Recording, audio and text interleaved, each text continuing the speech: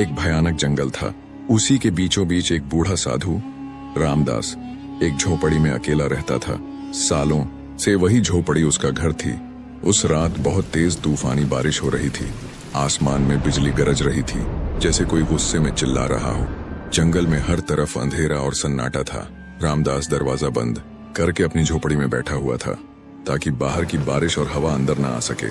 अचानक ठक ठक झोपड़ी के दरवाजे पर किसी ने दस्तक दी। साधु चौंका।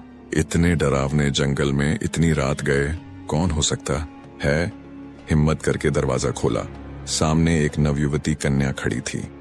बारिश में उसके कपड़े पूरी तरह भीग चुके थे। हर लकीर, हर शेप साफ नजर आ रही थी। वो खूबसूरत थी और डरी हुई भी। साधु ने पूछा, ए कन्या, तू कौन है?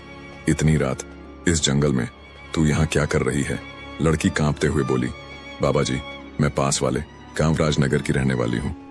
मेरा नाम अनीता है। मैं बहुत डरी हुई हूँ। उसकी आवाज थरथर आ रही थी। कुछ लोग मेरे पीछे पड़े हैं। वो मुझे मारना चाहते हैं, मेरी इज्जत लूटना चाहते हैं। मैंने अपनी जान बचाकर यहाँ तक भाग के आई हूँ। कृपया मुझे बचा लीजिए। रामदास ने उसे अंदर बुला लिया। उसके लिए चटाई बिछाई और दिया जलाया। झोपड़ी में अब सिर्फ दिए की हल्की रोशनी थी और बाहर तूफान की आवाज। अनीता की आंखों में डर था। वो कांप रही थी। उसने कहना शुरू किया, मैं राजा विक्रम सिंह की बेटी हूँ। मेरे माता पिता अब इस दुनिया में नहीं हैं। उनके जाने के बाद लोगों की नजर मेरी खूबसूरती पर टिक गई। वो मुझे छूना चाहते हैं, मेरा शरीर अपवित्र करना चाहते हैं। साधु रामदास उसकी बातें चुपचाप सुनता रहा। उसे लग रहा था कि ये लड़की कुछ और भी छुपा रही है। क्या उसका यहाँ आना सिर्फ इत्तेफाक है? बाहर तूफान बढ़ता जा रहा था। झोपड़ी के अंदर सिर्फ दो लोग थे, एक बूढ़ा साधु और एक जवान कन्या। कुछ देर बाद अनीता बोली, बाबा, मैं बहुत डरी हुई हूँ। क्या आज की रात आप मुझे यहाँ रहने देंगे? रामदास ने उसकी तरफ देखा। उसकी आंखों में मासूमियत और डर दोनों थे। बूढ़े बाबा ने कहा, हाँ बेटी, आज रात तुम यहीं रहो। ये झोपड़ी तुम्हारी भी है। अनीता चटाई पर लेट गई। साधु रामदास उसे देख रहा था। वो खुद को रोक रहा था, मगर उसके मन में कुछ चल रहा था, कुछ अजीब, कोई हलचल, कोई बेचैनी। सालों से सोए हुए जज्बात आज रात अचानक जाग उठे थे। रामदास के दिल में एक अजीब सी हलचल मची हुई थी। जवानी का जोश और प्यार की एक अनजानी दुनिया, सब कुछ उसकी आंखों के सामने घूमने लगा। वो मन ही मन सोच रहा था, ये रात कैसे कटेगी? मैं खुद को कैसे रोकूंगा? उसने आंखें बंद करके सोने की कोशिश की, पर नींद आंखों से कोसों दूर थी। अनीता की भीगी हुई छवि बार बार उसकी आंखों में तैर रही थी। दिल की धड़कन तेज होती जा रही थी। इसी बेचैनी में सिसकियों की आवाज आई। रामदास चौंक गया। वो झटपट उठा और अनीता के पास गया। देखा कि वो लड़की रो रही थी। उसने नरम लहजे में पूछा, ए अनीता, क्या हुआ? तुम क्यों रो रही हो? लड़की ने कपकपाते हुए जवाब दिया, मेरे साथ कुछ ऐसा हुआ है जो मैं किसी को नहीं बता सकती। रामदास की आंखों में हैरानी थी। ऐसी क्या बात है जो मुझसे भी नहीं कह सकती? कौन सा राज है जो छुपा रही हो? अनीता की आवाज और धीमी हो गई। मैं कोई अच्छी लड़की नहीं हूं बाबा।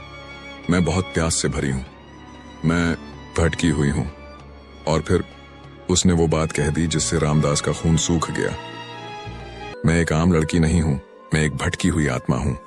रामदास का शरीर कांपने लगा। उसके पैरों तले जमीन खिसक गई। आत्मा? ये क्या कह रही हो तुम? मैं कैसे मानूं ये सब? अनीता ने नीचे देखना शुरू किया और फिर धीरे धीरे अपनी कहानी बताई। बहुत समय पहले मैं रानी राधा थी। एक आदमी था अर्जुन। वो मुझसे शादी करना चाहता था, पर मैं उससे प्यार नहीं करती थी। उसने मुझे पाने के लिए काला जादू किया। मैं उसके जाल में फंस गई और वो जबरदस्ती मुझसे शादी कर बैठा, लेकिन मैं कभी उसकी नहीं हुई। उसने जब पहली रात मेरी इज्जत छीननी चाही, मैंने उसे रोक दिया। वो गुस्से में पागल हो गया और एक रात उसने मुझे मार डाला।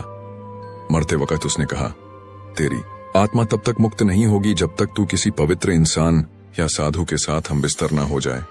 और बाबा, मैं तभी से जंगल में भटक रही हूं। ये सुनते ही रामदास का दिल और तेज धड़कने लगा। अनीता ने उसका हाथ पकड़ा। मैं झूठ नहीं बोल रही बाबा। अगर तुम आज रात मेरे साथ नहीं सोए तो मैं हमेशा के लिए इस जंगल में भटकती रहूंगी। उसके नरम हाथ रामदास के शरीर को छूने लगे। साधु का मन और तन दोनों हिलने लगे। मगर तभी बाहर से एक भयानक आवाज आई, जैसे कोई और भी वहां था। रामदास झट से उठा और झोपड़ी से बाहर भागा।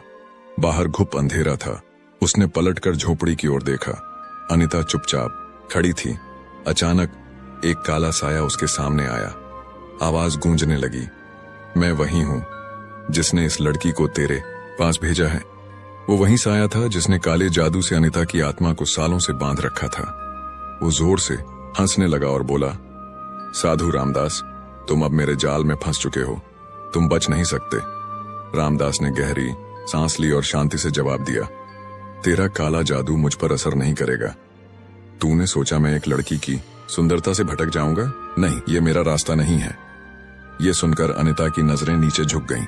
उसकी आंखों में शर्म थी। साया फिर गरज कर बोला, तुम भी तो इंसान हो, तुम्हारे अंदर भी तो वासना होगी। तुम कैसे बचोगे मुझसे? साधु रामदास ने अपनी आंखें बंद की और फिर आसमान की तरफ देखा। कुछ पल शांत रहने के बाद बोला, मैं रोशनी का रास्ता चुनता हूं, तेरे अंधेरे का नहीं। अनीता की आंखों में आंसू आ गए। वो सोचने लगी, क्या मैं वाकई ये करने जा रही थी? क्या मैं किसी भले इंसान को अपने जाल में फंसा रही थी? रामदास ने नरमी से कहा, अनीता, तुम अपने अंदर झांको। क्या तुम यही बनना चाहती हो? मैंने कभी किसी स्त्री की ओर बुरी नजर से नहीं देखा। फिर तुम क्यों मेरी इज्जत छीनना चाहती थी? साया हंसने लगा, बहुत देर हो चुकी है साधु, अब इसका कुछ नहीं हो सकता। मगर अब अनीता की आंखों में एक नई रोशनी थी। उसने धीरे से कहा, मुझे नहीं पता सही क्या है और गलत क्या, मुझे बस मुक्ति चाहिए, शांति चाहिए। रामदास ने जवाब दिया, तुम्हें अपनी आत्मा के लिए नहीं, अपने वजूद के लिए लड़ना होगा। ये लड़ाई अब तुम्हारी है। अनीता ने गहरी सांस ली। अब वो डर नहीं रही थी। उसने साया की ओर देखा और कहा, हाँ, ये मेरी लड़ाई है और अब मैं इसे खुद लड़ूंगी। उसने अपनी आंखें बंद की, दोनों हाथ उठाए और साया की तरफ बढ़ी। जैसे ही उसके हाथ साया को छूते हैं, तेज हवाएं चलने लगती हैं, अंधेरा कांपने लगता है, साया तड़पने लगता है, चीखता है। मगर अब अनीता की आत्मा जाग चुकी थी। उसने पूरी शक्ति से साया को मिटा दिया। हर तरफ शांति फैल गई। जब अनीता ने अपनी आंखें खोली तो सामने साधु रामदास खड़ा था, शांत, गंभीर। अनीता उसकी तरफ बढ़ी और कहा, मुझसे बहुत बड़ी भूल होने जा रही थी। आपने मुझे रोक दिया, आपने मुझे फिर से इंसान बना दिया। रामदास ने मुस्कुराकर जवाब दिया, अब तुम आजाद हो जाओ और अपनी जिंदगी नए सिरे से शुरू करो।